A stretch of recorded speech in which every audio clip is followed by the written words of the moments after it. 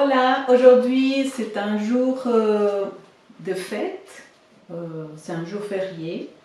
Nous sommes en train de nous souvenir en fait de l'ascension de notre Seigneur Jésus-Christ. Quand il a ressuscité, notre Seigneur Jésus-Christ est allé auprès du Père. Cette action nous rappelle sa parole dans Ésaïe 55 où il est dit que sa parole ne reviendra pas à lui, c'est-à-dire au Père, non, à lui le Père, sans avoir accompli toute sa volonté. C'est pour ça que notre Seigneur Jésus-Christ, lui, il est allé auprès du Père après avoir accompli toute sa volonté. Donc tout a été accompli. Et aujourd'hui, nous allons parler dans cette chaîne de ma nouvelle vie en Christ, nous allons parler précisément de ce que le Père ne veut pas qu'on vive la grâce en vain. Dans 2 Corinthiens 6, il nous dit cela. Je ne veux pas que vous receviez la grâce en vain. Donc, nous allons parler de cela et puis je t'accueille aujourd'hui avec la joie et en sachant que notre Père Céleste est avec nous et qui contre nous. À tout de suite. Alors pour commencer, il est vrai que déjà il faut savoir quelle est la grâce que Dieu nous a accordée. En fait, la grâce est d'être gracié. Pardon, c'est un peu de la redondance, mais c'est ça, c'est en fait d'avoir été pardonné et ne pas avoir eu à payer pour nos péchés. C'est ça la grâce de Dieu, et d'être justifié par notre Père au travers de Jésus-Christ, que lui, il a payé le prix pour que nous puissions recevoir cette grâce, d'être pardonnés, de ne pas être condamnés, comme on le dit Romains 8. Et donc, dans Romains 11:6 aussi, il nous dit ceci, Paul nous dit, « Or, si c'est par grâce, ce n'est plus par les œuvres. Autrement, la grâce n'est plus une grâce. Et si c'est par les œuvres, ce n'est plus une grâce. Autrement, l'œuvre n'est plus une œuvre. » Donc, la grâce nous a été accordée et nous avons été justifiés par le sang de Jésus. C'est son sacrifice à notre Seigneur Jésus-Christ. Et cela est bon de nous le rappeler parce que nous avons un ennemi qui essaye souvent de nous amener dans ce terrain où il nous fait croire que c'est à cause de nos œuvres que nous sommes sauvés. Mais non, nous sommes sauvés à cause de ce que Jésus-Christ a, de son sacrifice à notre Seigneur Jésus-Christ et de ce qu'il il a accompli. Donc, comme notre Père ne veut pas que nous recevions la grâce en vain, nous avons besoin des fois de nous rappeler que ce n'est pas parce que, comment dire, nous sommes tous dans un chemin, dans le chemin qui mène à la vie, n'est-ce pas, à la vie éternelle. Nous mettons toute notre volonté à faire ce qui est bien. Mais cette vieille nature qui est en nous, à cause de cette vieille nature qui est en nous, parfois nous ne faisons pas tout ce qui est bien. Nous commettons des erreurs, nous offensons notre prochain parfois sans le vouloir et des fois cela nous porte du tort. Mais notre Père, il veut qu'on se souvienne que ce n'est pas par nos agissements que nous sommes sauvés. Ce n'est pas par nos agissements que nous recevons sa bénédiction, que nous avons reçu sa bénédiction parce qu'elle nous a déjà été donnée. Éphésiens chapitre 1 nous dit, vous avez été bénis de toute bénédiction spirituelle. Donc, notre Père nous a bénis avant d'avoir fait quoi que ce soit pour lui. Il est venu pour nous dire, il nous a envoyé ces messages d'amour au travers de Jésus-Christ, dans lequel il nous dit, je t'aime et ce que je veux, c'est une relation avec toi. Ce que je veux, c'est que tu puisses vivre ici sur la terre comme au ciel. Et comme au ciel, il n'y a pas de ténèbres. Donc je persiste et je persévère à vivre ici sur la terre comme au ciel. Et pour cela, je parle selon ce que dit la parole. J'aligne mes pensées, mes actes et ma parole avec tout ce que mon Père a dit de moi et des autres. Et notre Père, il y a une parole dans Matthieu où il nous dit que nous devons aimer nos ennemis, prier pour ceux qui nous persécutent, afin que nous soyons des enfants de Dieu, que nous soyons comme lui. Parce que c'est ça qui prouve son amour pour nous, c'est qu'il ne nous a pas condamnés.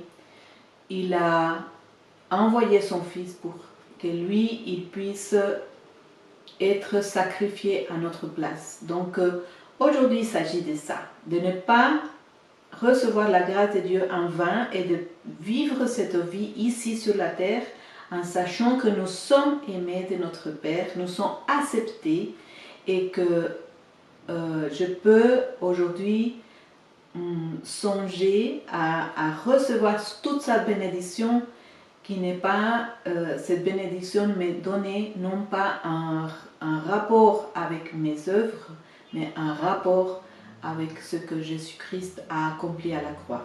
Donc, nous allons dans Galates 2, 21. Dans Galates 2, 21, il nous dit ceci. Pardon.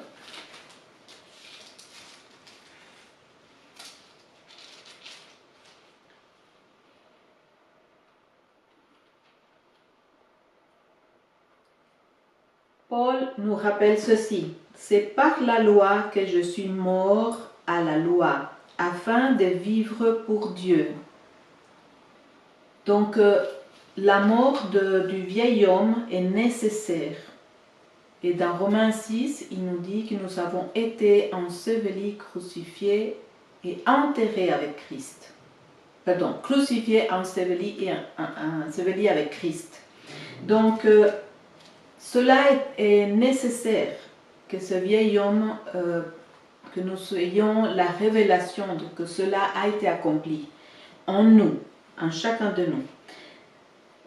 Il dit, verset 20, j'ai été crucifié avec Christ et si je vis, ce n'est plus moi qui vis, vous voyez, c'est Christ qui vit en moi. Christ qui est la vie. C'est en lui qui est la vie éternelle. Lui qui est vivant. Notre Seigneur Jésus-Christ est vivant et il vit en nous. Si je vis maintenant dans la chair, je le vis dans la foi du Fils de Dieu qui m'a aimé et qui s'est livré lui-même pour moi. Et alors il dit, verset 21, il nous dit Paul, je ne rejette pas la grâce de Dieu, car si la justice s'obtient par la loi, c'est-à-dire par nos œuvres, n'est-ce pas? Christ est donc mort en vain. Donc parfois, il nous est nécessaire de nous souvenir de ces choses, parce que notre nature humaine, elle est dans la performance, elle est dans ce besoin de vouloir être aimé, reconnu et tout ça. Et pour ça, la nature humaine va accomplir des œuvres afin de pouvoir recevoir l'amour. Mais ce n'est pas ainsi que nous vivons dans l'esprit. C'est le contraire. Nous avons reçu l'amour de Dieu et Et j'espère que tu as déjà eu une révélation de son amour et pour que tu puisses le vivre ici sur la terre et qu'en te sachant aimer, tu puisses devenir la personne que tu as été appelé à être. Parce que le Père t'aime, il t'a accepté, il ne revendique plus rien contre toi et il n'y a rien qui puisse te condamner aujourd'hui devant le Père. Donc, ensuite, il y a Tite 2:11. Dans Tite, il nous dit ceci, Paul, car la grâce de Dieu, source de salut. Remarquez une chose, parfois on lit les mots sans comprendre, sans vraiment réfléchir à ce mot. Source de salut veut dire que la grâce est comme une fontaine dans laquelle je peux puiser la vie, mais puiser de l'eau de l'esprit qui vient éteigner la soif d'amour qui est en moi. Et cette source de salut est pour tous les hommes, l'humanité tout entière. Elle a été manifestée, la grâce a été manifestée pour l'humanité tout entière. C'est pour ça que notre mission ici sur la terre, une fois que nous avons connu cette grâce et que nous l'avons reçue et que nous avons connu et reçu l'amour du Père pour nous et en nous, à ce moment-là, nous pouvons parler aux autres et leur dire, vous êtes aimés. Peu importe ce que vous ayez fait dans la vie, vous êtes aimés du Dieu qui t'a créé, du Dieu qui a créé les cieux et la terre. Alors, Paul ajoute quelque chose de très important dans ce verset de Tite 2. Au verset 12, il dit ceci, « Il nous enseigne à renoncer à l'impiété. » La grâce nous enseigne à renoncer à l'impiété et aux convoitises mondaines et à vivre dans ce siècle, c'est-à-dire aujourd'hui, selon la sagesse de Dieu et pas selon la sagesse du monde, pas selon la sagesse des hommes et selon l'évangile, selon ce que Jésus nous a enseigné.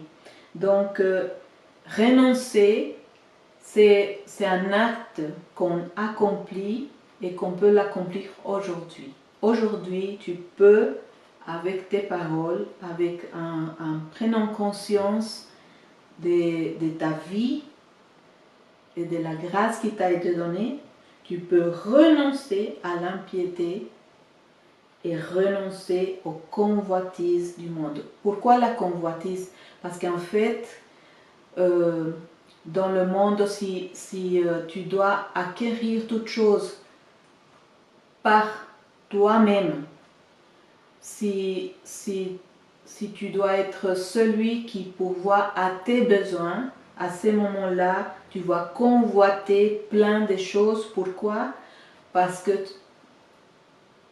toi, même que tu sois très intelligente, tu ne peux pas pourvoir à tous les besoins d'un être humain. Besoins affectifs, émotionnels, besoins physiques, besoins matériaux, etc. Besoin de famille, besoin d'être reconnu, aimé, tout ça. Même un homme par lui-même ne peut pas se procurer tout ça.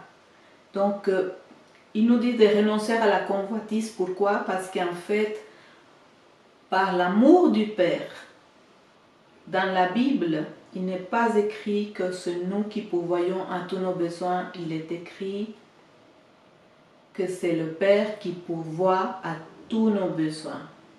Et quand Jésus nous a enseigné la prière du Père, de notre Père, il est dit, Père, donne-nous aujourd'hui.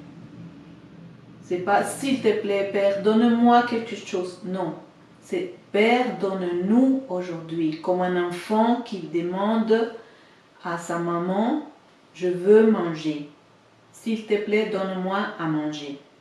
Et un enfant sait que c'est ses parents, que ce sont ses parents, quand il est petit, qui lui donnent la nourriture, qui lui donnent un abri, la sécurité.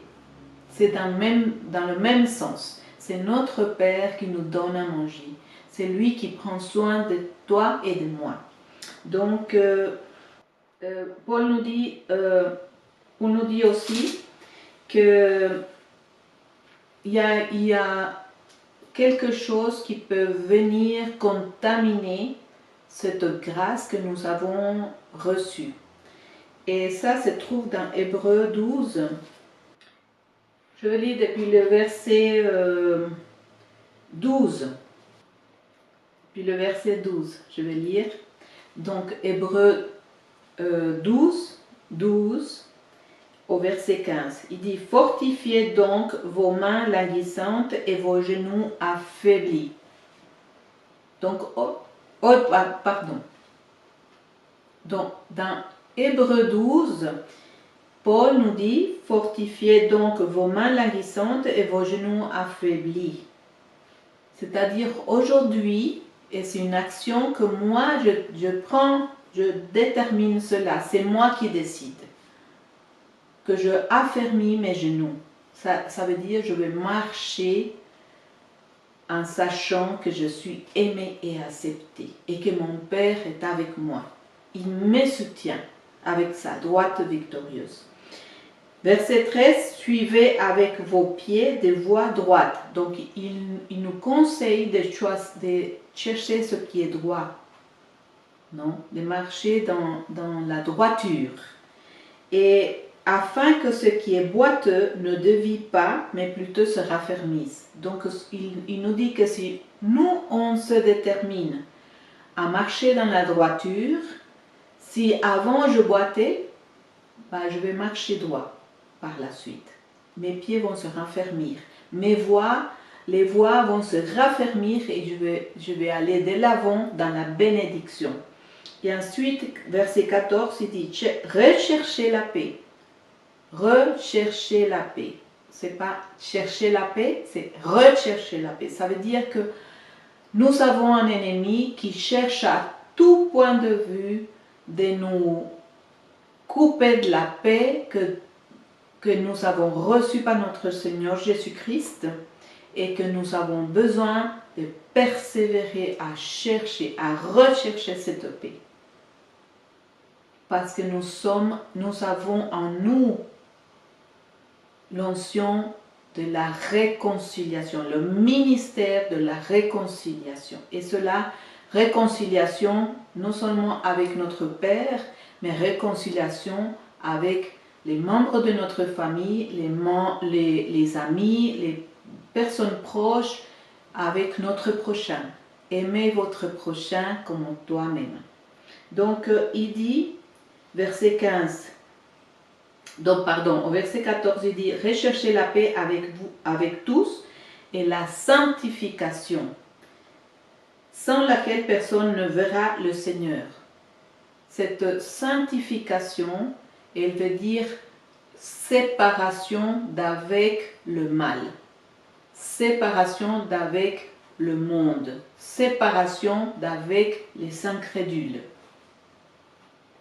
Parce que nous avons été séparés. Et la sanctification, c'est séparer pour Dieu. Voilà. C'est lui qui nous a choisis de sa propre volonté. Donc au verset 15, il dit: veillez à ce que nul ne se prive de la grâce de Dieu. Et c'est là où je dis qu'il y a un ennemi à cette grâce, et c'est celui-ci. C'est une racine d'amertume. Vous voyez? Il dit: veillez à ce que nul ne se prive de la grâce de Dieu, à ce qu'aucune racine d'amertume poussant des rejetons ne produise du trouble et que plusieurs en soient infectés. Donc ça, c'est un mal que nous avons besoin, chacun de nous, de veiller à l'intérieur de nous, de ce que l'amertume ne soit pas là. Parce que l'amertume est une graine, une sémence qui devient une plante qui produit des fruits par nos lèvres et nos actes très mauvais. Et qu'on peut infecter d'autres avec l'amertume. Et Dieu ne veut pas ça pour nous, parce qu'il nous a appelés à aimer notre prochain et à pardonner comme lui, il nous a pardonné. Et il nous a pardonné pour de vrai, pas à cause de nos œuvres, souvenez-vous. Donc c'est cette grâce que le Père ne veut pas qu'on reçoive en vain et qu'en même temps, on accorde la grâce à tous ceux qui nous portent du tort et qu'on puisse les aimer coûte que coûte, les aimer comme lui, il nous a aimés. Alors pour aujourd'hui, c'est cette parole que je voulais t'amener et j'espère que cela te donne d'être fortifié à l'intérieur de toi, cette grâce de te savoir aimer, accepter, cette grâce de te savoir justifier devant le Père et cette grâce qui te permet d'aimer ton prochain. Sois béni.